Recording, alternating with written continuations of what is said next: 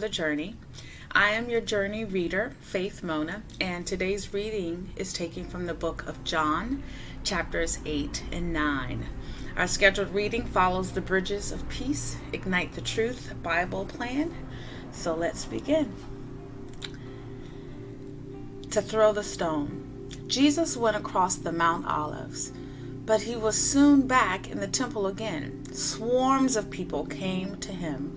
He sat down and taught them. The religious scholars and Pharisees led in a woman who had been caught in an act of adultery. They stood her in plain sight of everyone and said, "Teacher, this woman was caught red-handed in the act of adultery.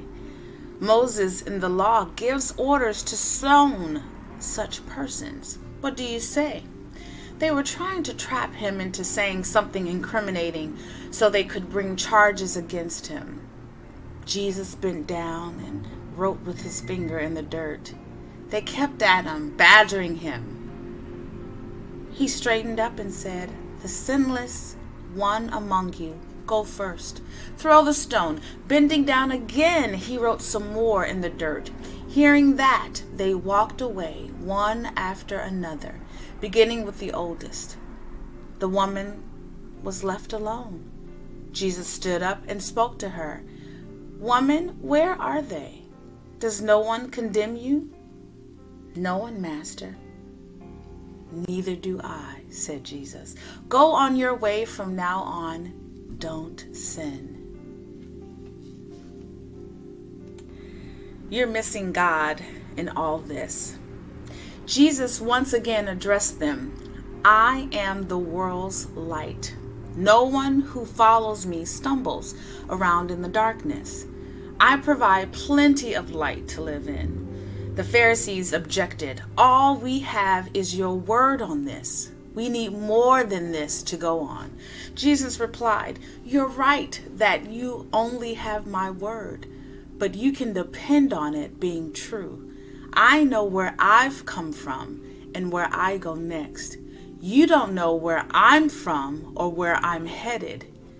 You decide according to what you can see and touch. I don't make judgments like that. But even if I did, my judgment would be true because I wouldn't make it out of the narrowness of my experience, but in the largeness of the one who sent me, the Father. That fulfills the conditions set down in God's law. That you can count on the testimony of two witnesses. And that is what you have. You have my word, and you have the word of the Father who sent me. They said, "Where is this so-called Father of yours?" Jesus said, "You're looking right at me, and you don't see me. How do you expect to see the Father? If you knew me, you would at the same time know the Father." He gave this speech in the treasury while teaching in the temple. No one arrested him because his time wasn't up yet. Then he went over the same ground again. "I'm leaving you, and you are going to look for me. But you're missing God in this and are headed for a dead end. There is no way you can come with me." The Jews said, "So is he going to kill himself? Is that what he means by 'you can't come with me'?" Jesus said, "You're tied down to the mundane. I'm in touch with what is beyond your horizons. You live in terms of what you see and touch. I'm living on other terms. I told you that you were missing God in all this. You're at a dead end. If you won't believe I am who I say I am, you're at the dead end of sins. You're missing God in your lives." They said to him, "Just who are you anyway?" Jesus said, "What I've said from the start. I have so many things to say that concern you, judgments to make that affect you. But if you don't accept the trustworthiness of the one who commanded my words and acts, none of this matters." That is who you are questioning, not me, but the one who sent me. They still didn't get it. didn't realize that he was referring to the Father. So Jesus tried again. When you raise up the Son of Man, then you will know who I am. That I'm not making this up, but speaking only what the Father taught me. The one who sent me stays with me. He doesn't abandon me. He sees how much joy I take in pleasing him. When he put it in these terms, many people decided to believe. If the Son sets you free. Then Jesus turned to the Jews who had claimed to believe in him. If you stick with this, living out what I tell you, you are my disciples for sure. Then you will experience for yourselves the truth, and the truth will set you free. Surprised, they said, but we're descendants of Abraham. We've never been slaves to anyone. How can you say the truth will set you free? Jesus said, I tell you most solemnly that anyone who chooses a life of sin is trapped in a dead-end life and is, in fact, a slave. A slave is a transient who can't come and go at will. The Son, though, has an established position, the run of the house. So if the Son sets you free, you are free through and through. I know you are Abraham's descendants, but I also know that you are trying to kill me because my message hasn't yet penetrated your thick skulls. I'm talking about things I have seen while keeping company with the Father. And you just go on doing what you have heard from your father. They were indignant. Our father is Abraham. Jesus said, if you were Abraham's children, you would have been doing the things Abraham did. And yet here you are trying to kill me, a man who has spoken to you the truth he got straight from God. Abraham never did that sort of thing. You persist in repeating the works of your father. They said, we're not bastards. We have a legitimate father, the one and only God. If God were your father, said Jesus, you would love me, for I came from God and arrived here. I didn't come on my own. He sent me. Why can't you understand one word I say? Here's why. You can't handle it. You are from your father, the devil, and all you want to do is please him. He was a killer from the very start. He couldn't stand the truth because there wasn't a shred of truth in him.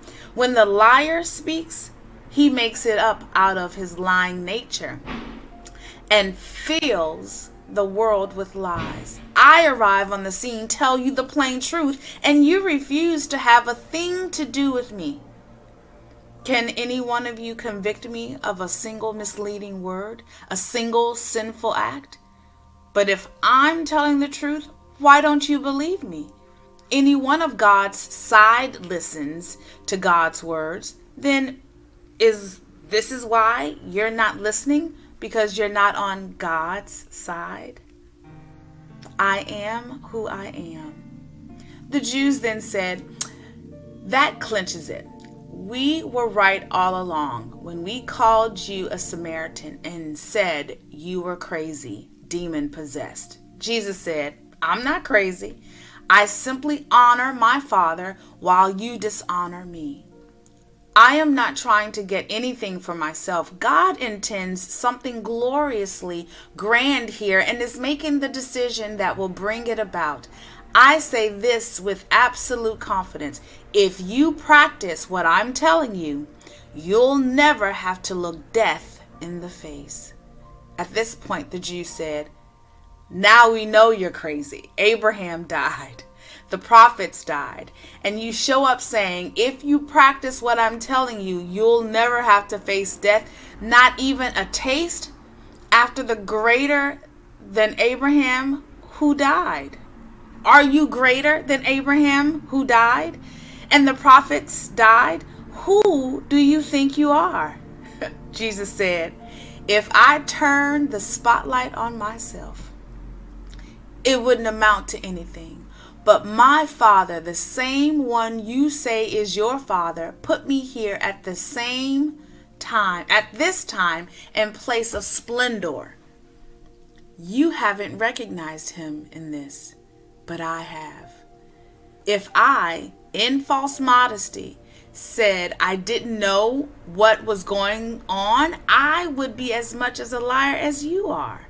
But I do know, and I am doing what he says. Abraham, your father, with jubilant faith, took down the corridors of history and saw my day coming. He saw it and cheered.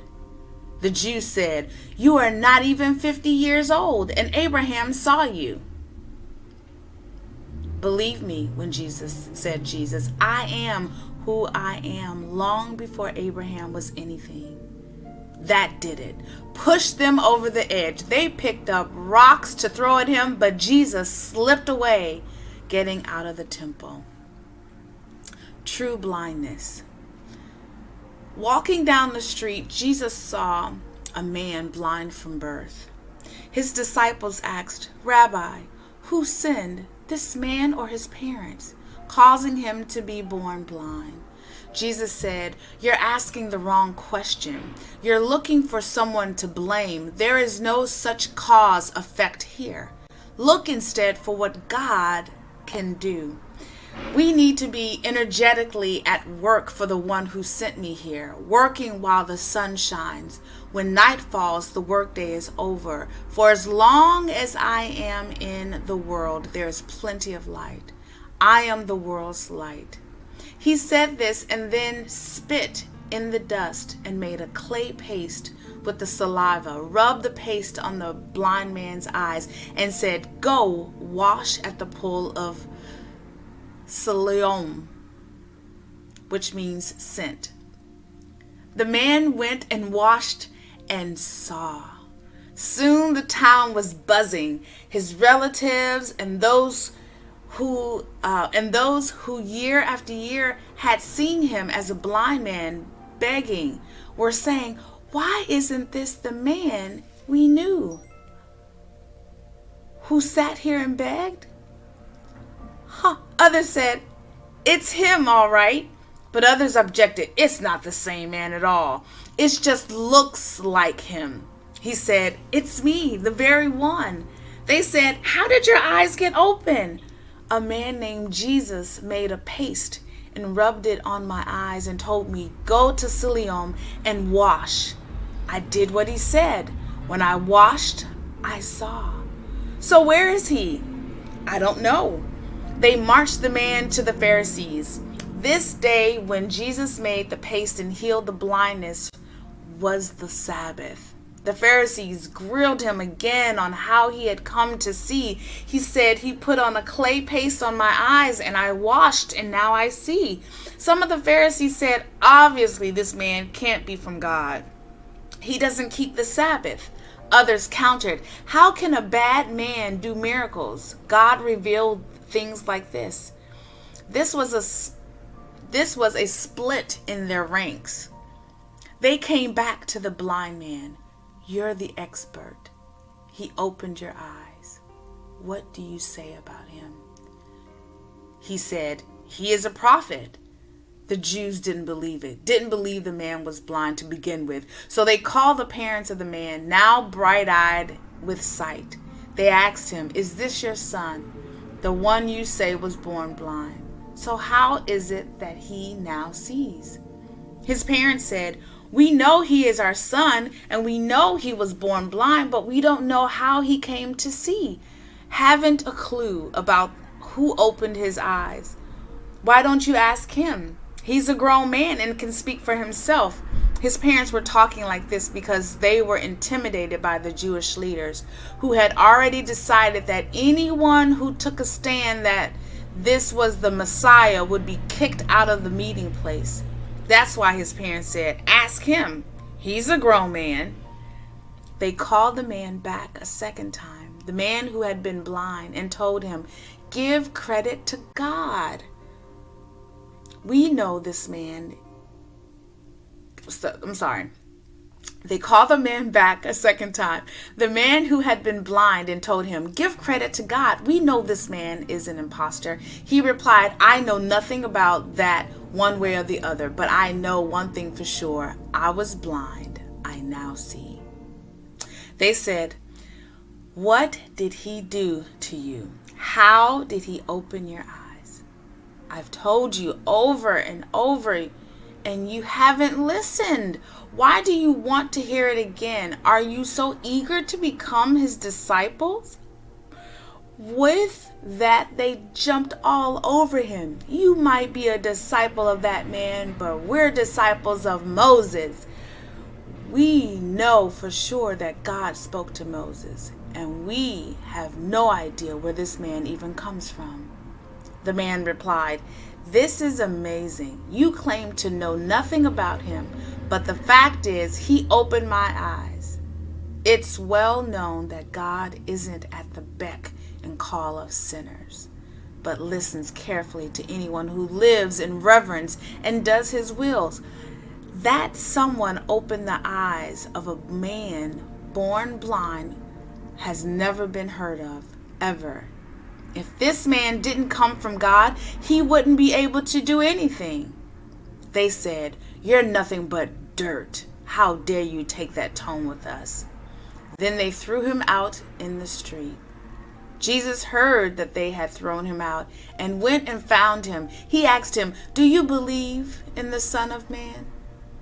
The man said, "Point him out to me, sir, so that I can believe in him." Jesus said, "You're looking right at him. Don't you recognize my voice?" "Master, I believe," the man said, and I worshipped him. Jesus then said, "I came into the world to bring everything into the clear light of day, making all the distinctions clear, so that those who have never seen will see, and those who have made a great pretense of seeing will be exposed as blind." My God. So some Pharisees overheard him and said, "Does that mean you're calling us blind?" Jesus said, "If you were really blind, you would be blameless. But since you claim to see everything so well, you're accountable for every fault and failure." May God have a blessing to the reading of his holy word. I thoroughly enjoyed reading for you guys today, and hopefully you all enjoyed and received some powerful nuggets to take away. That believing in God, trusting in him, having faith in him, knowing that he will never leave us nor forsake us, sending his Son, sending his Holy Spirit to lead and guide us. That will strengthen your faith on today. Thank you again so much for listening. Take care.